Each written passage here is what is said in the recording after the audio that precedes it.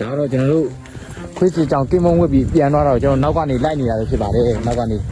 ဒီကြောင်လိုက်ပြန်လိုက်နေတာပါ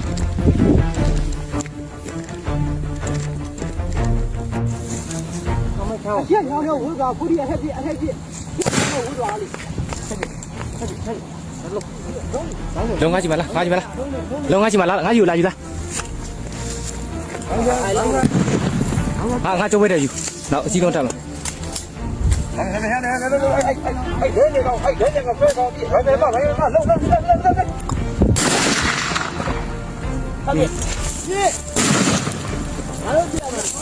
နောက်ကဝက်